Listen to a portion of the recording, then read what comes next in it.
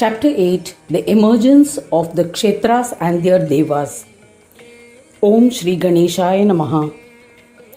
Vrushundi said to the Devas, O Lord of Devas, I have described the Kshetra which have the 4 entry points, Dwaras. Now I shall narrate to you briefly about the expanse of the Kshetra. On the entry point situated at the east, Lakshmi and Narayana are established. In this universe, both have established various Kshetras for themselves. In the universe, there are many Vaishnava Kshetras which are established by Vishnu by the grace of Ganesha. Similarly, Devi Lakshmi too has created many sacred places where she resides. This has been mentioned in the Shastras. O Devas, at the southern door, Shiva and Shakti are established. They too have created several Kshetras by the grace of Ganesha. The Kshetras created by Shiva are the holy Shiva Kshetras in the Brahman, and those created by Shakti are the pious Shakta Kshetras. The western door is the seat of Rati and Kama. They too, by the grace of Vignaraj, have created various Kshetras using their powers of Maya. Rati created sacred Kshetras for divine mothers, while Madana, Kama created Dikpala Kshetras. Dikpala are the guardians of the directions. The northern door is the seat of Mahi and Varaha, who have established their own respective Kshetras by the grace of Ganesha. Varaha created the same number of Kshetras for Surya, Saura Kshetras, as has been created by Surya's consort Sanjana on earth. The Devas, along with their families and at their respective Kshetras, commenced solemn worship by the grace of Ganesha. They chanted various mantras and meditated on Lord Gajanana. They tried to please him with their profound devotion. The Devatas and the Kshetras observed austerities with single-pointed devotion and performed puja of Gananatha established in the Kshetra. In this manner, 100 years passed. Pleased with the penance, Gajanana manifested to grant boons to the Devas and Kshetras. Seeing him, they bowed and prayed to Gajanana with devotion. After performing his puja, they extolled him. The Kshetras and the Devas extolled. To the form of Brahma, to Vignaraja, we bow to you. To Ganesha, whose abode is Swananda, we bow to you. To the one who is without a beginning, middle or end, to the one who is a beginning, middle and end, we bow to you. To the one who is the bestower of enjoyments and liberation, to Ganesha, we bow to you. To the one who conducts various divine pastimes, to the supreme monarch, we bow to you. To the creator of the universe, its preserver and its destroyer, we bow to you. To the one who propagates infatuation, to Ganesha, to the driver of virtues, we bow to you. Paresha, to the one who causes illusions among superior gods, to Gajanana, we bow to you. To the one who is endowed with yoga, to the Lord of Yoga, we bow to you. To the consort of Siddhi and Buddhi, to the one who is endowed with Siddhi and Buddhi, to the bestower of Siddhi and Buddhi, to Chintamani, we bow to you. To the one on whose frontal side is the form of Vishnu, to the one whose right side is the form of Shiva, to the one whose rear side is the form of Maya, to the one whose left side is the form of Ravi, we bow to you. O Gajanana, the one who assumes 4 forms and conducts his divine plays, who can sing your praise in entirety?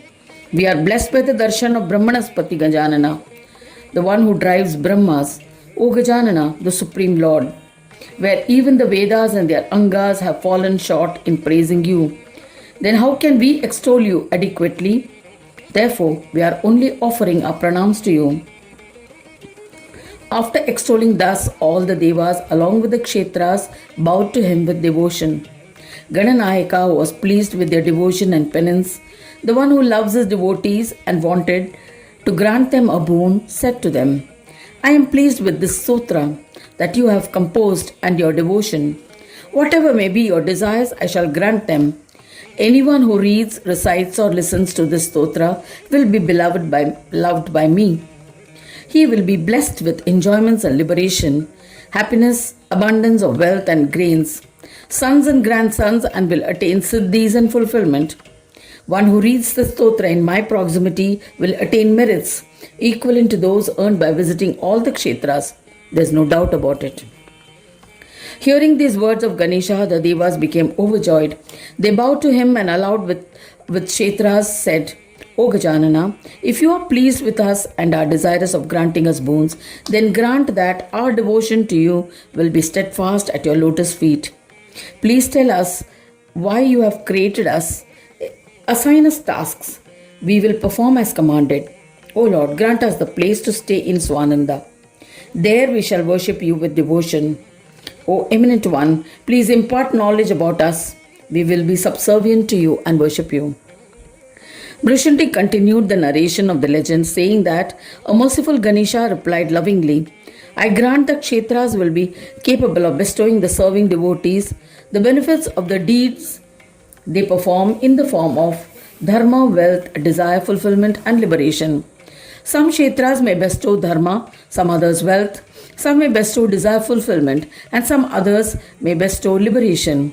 Some Kshetras will bestow instant liberation if one dies there. Some others will bestow benefits gradually. Some of the Devas will bestow the benefits of deeds after their puja is performed. Some others will bestow prosperity even if one performs darshan of the Kshetra. This is my boon. Gananatha has named the distinct holy Kshetras differently. The importance among them are Kashi and Prayag. It is difficult to narrate the names of each of these holy places. A compassionate Ganesha once again said to the Devas and Kshetras, each Kshetra must remain in their respective locations in an Amsha form. However, each of you must reside in my Swananda Kshetras in your complete form and worship me constantly. Similarly, the Devas must reside in their own Kshetras in their Kalamsha form, but must reside in Swananda Kshetra in their absolute form and worship me with steadfast devotion. All of you, while residing in your Kshetras, must perform devotional service to me and carry out your assigned duties without any pride. There is no doubt about this. When the devotees on earth will install an idol of a Deva, observing the prescribed rituals, that Deva will be worshipped in all the Kshetras by people and puja will be performed as ordained. By the merits earned as a result, they will attain residence in my Kshetra. Anyone who dies in my Kshetra will attain divinity. Bestowing these boons, Brahmanayaka Gajanana disappeared. All the Kshetras remained there happily. They performed the puja of Ganaraja and went to their respective places. The Kshetras and the Devas became equipped with requisite knowledge. They obeyed the command of Gajanana and again attained proximity to Ganesha. The Kshetras and Devas resided in their respective Kshetras in their Kala Amsha form and in their absolute form in the Swananda Kshetra and reverentially worshipped Ganesha. Anyone who listens to or reads the legend of Kshetras and the Devas will earn merits equivalent to those earned by living in the Kshetra. Thus ends the 8th chapter titled The Emergence of the Kshetras and their Devas in the 6th Khand of the Purana Upanishad, Srimad Mudgal Puran, describing the legends of Vikata, dedicated to Sri Gajanana. End of chapter 8.